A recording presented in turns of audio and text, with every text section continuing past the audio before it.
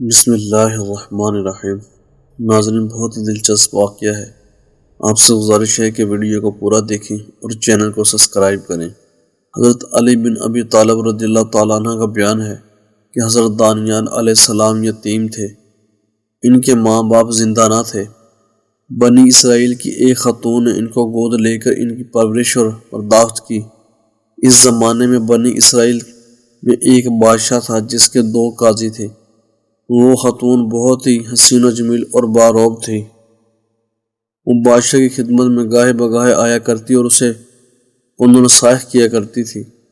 اس خاتون کو وقتاً فوقتاً بادشاہ کی خدمت میں آمد رفت کو دونوں قاضی بڑے غور سے دیکھا کرتے تھے۔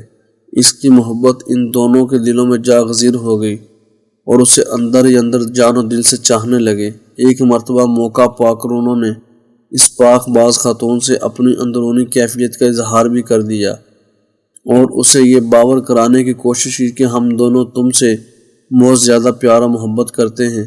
ہمیں یقین ہے کہ ہمارے عشق کو تم قبول کرو گی، مگر اس پاک باز خاتون نے انہیں نصیحت کی اور ان کی محبت قبول کرنے سے انکار کر دیا۔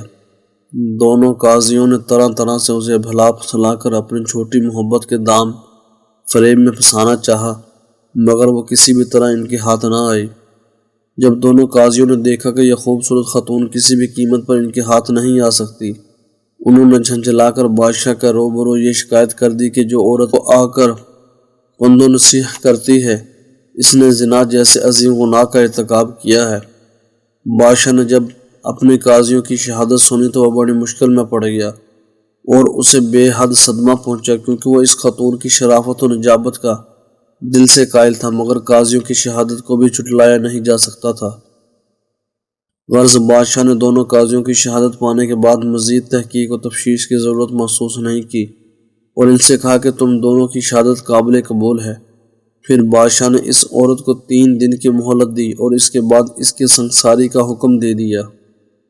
نیز شہر میں یہ منادی کرا دی کہ فلاں دن فلاں عورت کو سنگسار کیا جائے گا، لوگ اسے دیکھنے کے لیے حاضر ہو جائیں۔ بادشاہ نے اگرچہ اس عورت کی سنگساری کا حکم دے دیا تھا، مگر اندر سے وہ بہت پریشان تھا۔ اس نے اپنے ایک معتمد وزیر سے پوچھا، کیا کسی ہیلے بہانے سے اس عورت کو سنگسار ہونے سے بچایا جا سکتا ہے؟ وزیر نے عرض کیا، جبکہ شہر میں سنگساری کی منادی کرا دی گئی ہے اور یہ سنگساری کا فیصلہ آپ ہی قریبی 2 قاضیوں کی شہادت کی بنیاد پر دیا گیا ہے، پھر ایسی صورت میں اس عورت کی سنگساری کے فیصلے عمل درآمد نہ کرنے میں کوئی ایسی بات مانے نہیں ہو سکتی۔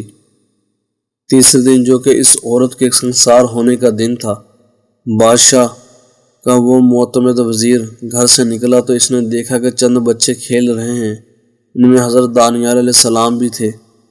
وہ حضرت دانیال علیہ السلام کو نہیں پہچانتا تھا، تاہم کھڑا ہو کر ان بچوں کا کھیل دیکھنے لگا۔ حضرت دانیال نے بچوں کو اٹھا کر کہا، اے بچوں، آؤ میں تمہارا بادشاہ بنتا ہوں، اور فلاں تو زاہد و روا کی پہ کر فلانی عورت بن جا۔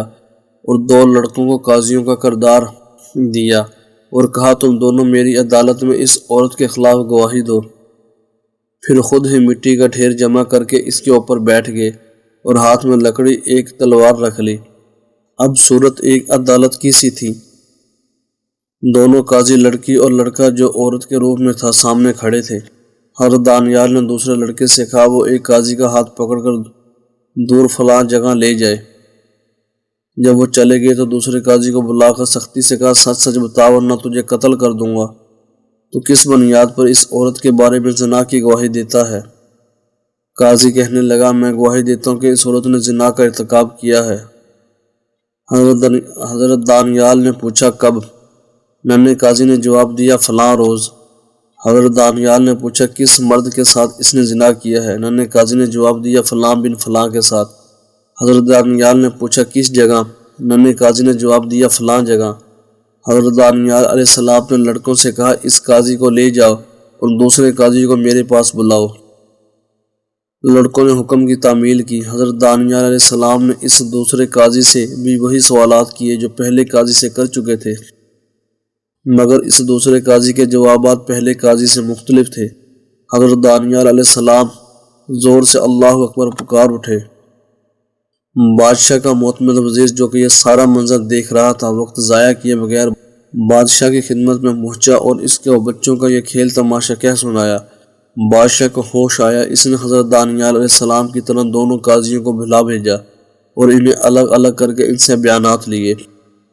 معلوم ہوا کہ دونوں کے بیانات مختلف ہیں، چنانچہ بادشاہ نے لوگوں میں یہ مناظری کرا دی کہ قاضیوں کے قتل کا مشاہدہ کرنے کے لیے لوگ فلاں میدان میں اکٹھے ہو جائیں۔